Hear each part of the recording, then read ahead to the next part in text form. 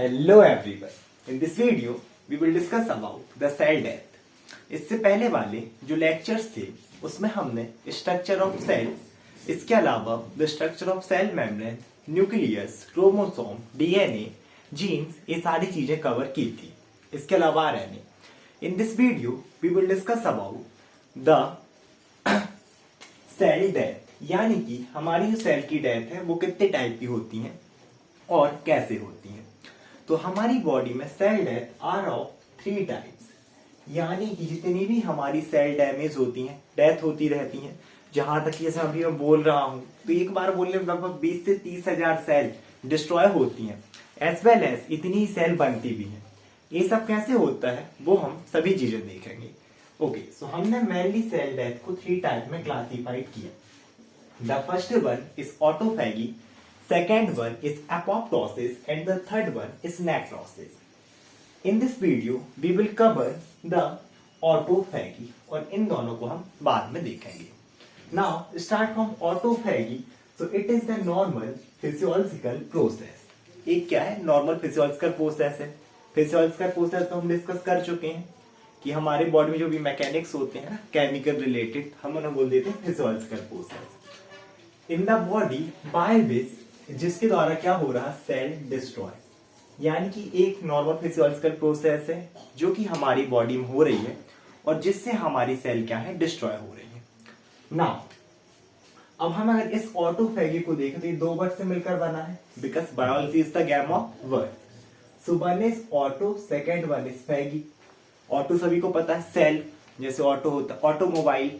इसके अलावा ऑटोग्राफ जो हम ऑटो देते हैं. तो ऑटो मीन्स खुद का. तो यहां पर हो गया ऑटो मीन्स सेल और फैगी, फैगोसोम अपन ने पहले. Phago means eating. So it cell, auto means cell and phago means eating.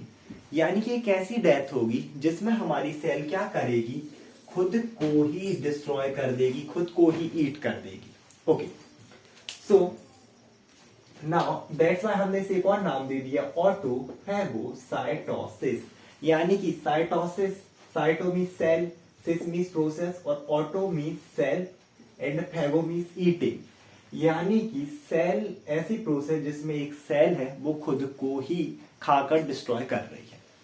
Now we will discuss about the process कि एक्चुअली में जो हमारी फिजियोलॉजिकल प्रोसेस है वो कैसे रही है. अब इसमें ये जो हमारी प्रोसेस रहेगी ये totally based on the function of lysosome. तो जिसने भी अभी तक लाइसोसोम की वीडियो नहीं देखी वो पहले लाइसोसोम की वीडियो देखे. इसके अलावा मैं इसको फिर भी अच्छे से बताऊंगा क्योंकि हम पहले तो डिस्कस कर चुके हैं, लेकिन मैं हमेशा ही लेके चलता हूं कि जो भी मेरे वीडियो देख रहा है वो मेरे चैनल पर फर्स्ट टाइम है. So let's start from the process. सबसे पहले क्या होगा, बॉर्न आउट ऑर्गेनील्स. अब बॉर्न आउट ऑर्गेनील्स क्या है, बॉर्न आउट यानी कि हम बोल सकते हैं डैमेज्ड ऑर्गेनील्स हमारे बॉडी में. अच्छा, ऑर्गेनील्स क्या है, ऑर्गेनील्स का मीनिंग होता है स्मॉल ऑर्गन. यानी कि हमारी सेल के अंदर जो स्मॉल ऑर्गन प्रेजेंट है उन्हें हम बोलते हैं ऑर्गेनील्स. और बॉर्न आउट मतलब जो कि जल चुके हैं या फिर खराब हो चुके हैं, घिसे पिटे ऑर्गेनील्स. सबसे पहले क्या होगा, हमारी ये है एक लार्ज सेल, इसके अंदर हो गए हमारे बॉर्न आउट ऑर्गेनील्स. ओके, अब क्या होता है, इन बॉर्न आउट ऑर्गेनील्स के बाहर हमारा रहता है एंडोप्लाज्मिक रेटिकुलम, जो कि इसके चारों ओर क्या हो जाएगा, ब्रेप्स. ब्रेप्स का मतलब होता है कवर करना. ब्रेप्स का मीनिंग क्या हुआ, कवर करना. अब एंडोप्लाज्मिक रेटिकुलम जिसने नहीं देखा तो पहले जाके एंडोप्लाज्मिक रेटिकुलम देखे. अब ये क्या करेगा, जैसे इसको कवर करता है तो ये से बना देता है ऑटोफैगोसोम.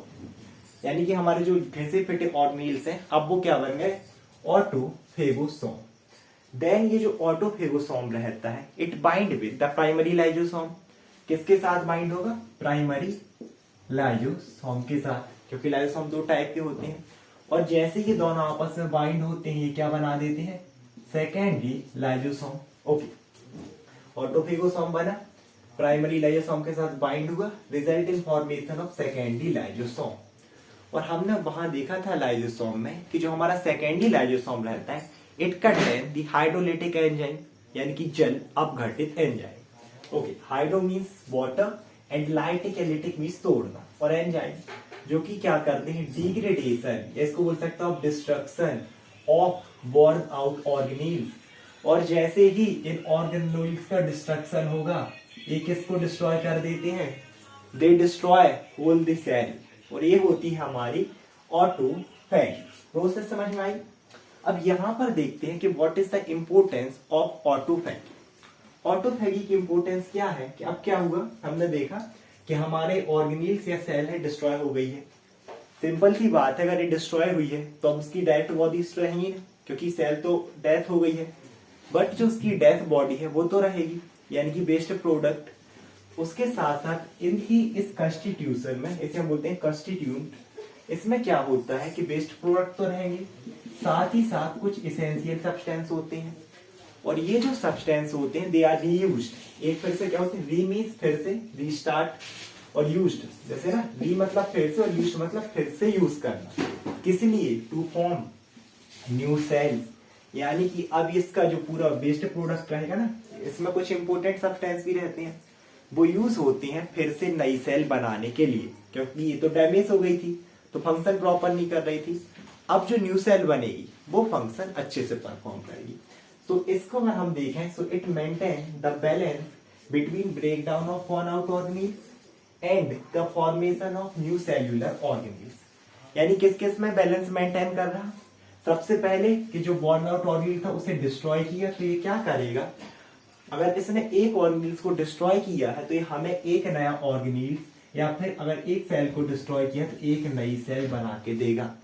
This is the importance of apoptosis, कि जो ब्रेक डाउन हो रहा है बॉर्न आउट ऑर्गेनील्स का, उतना ही फॉर्मेशन होगा किसका, न्यू सेल्यूलर ऑर्गेनील्स का।